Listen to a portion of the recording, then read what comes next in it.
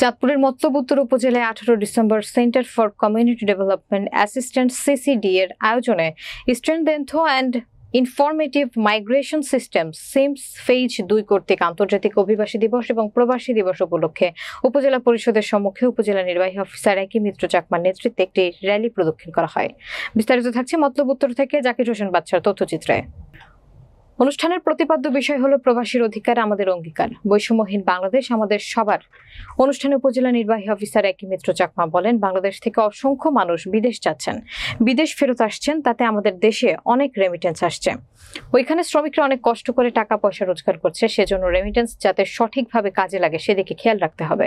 বিশেষ করে আমাদের দেশের মানুষ অনেক সময় ভুল পথে হাঁটছে, সরকারের নিয়ম নীতি না মেনে বিদেশে পাড়ি জমায়, সেজন্য যাত্রীদের অনেক সমস্যার সম্মুখীন হতে হয়। দায় দেনা করে বিদেশে যায় লক্ষ লক্ষ টাকা খরচ করে, পরে আর দায় দেনা শোধ করতে পারছেন না। সরকারিভাবে বিদেশ গমন করার জন্য ঢাকায় জনশক্তি ব্যুরো অফিস রয়েছে এবং জেলাতেও এর ব্যবস্থা রয়েছে। সরকারের নিয়ম নীতি ফলো করলে আর বিদেশ গমনকারীগণ সমস্যায় পড়বে না। অন্যান্যদের মাঝে উপস্থিত ছিলেন সিসিডিএ প্রকল্পের উপজেলা কোঅর্ডিনেটর শফিকুল ইসলাম, উপজেলা প্রকৌশলী মনির হোসেন, উপজেলা সহকারী শিক্ষা অফিসার বেলায়েত হোসেন সহ উপজেলার প্রশাসনের কর্মকর্তাবৃন্দ, এমআরপিসি কমিটির সদস্যবৃন্দ উপস্থিত ছিলেন।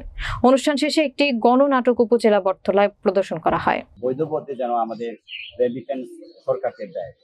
আমাদের যদি কর্মদক্ষতা অর্জন করে যদি তারা বিদেশে স্বাবলম্বী হবে, তারা অধিক মূল্যে তারা শ্রমের বিনিময়ে তারা মূল্য পাবে। তো আজকে যে অভিবাসী দিবসের যে প্রতিপাদ্য বিষয় আমাদের বৈষম্যহীন বাংলাদেশ, সেই বাংলাদেশ গড়ার লক্ষ্যেও আমরা সবাই একসাথে যেন কাজ করতে পারি এবং সেটি যেন অর্জন করতে পারি। একটাই বলবো যে কারোর মাধ্যমে না গিয়ে আমাদের বৈদেশিক কর্মসংস্থান মন্ত্রণালয়ের অধীনে আমাদের জেলা পর্যায়ে কর্মসংস্থান শাখা আছে, সেই শাখার মাধ্যমে তারা যদি বৈধভাবে যায় তাহলে তারা এই প্রতারিত থেকে মুক্তি পাবে।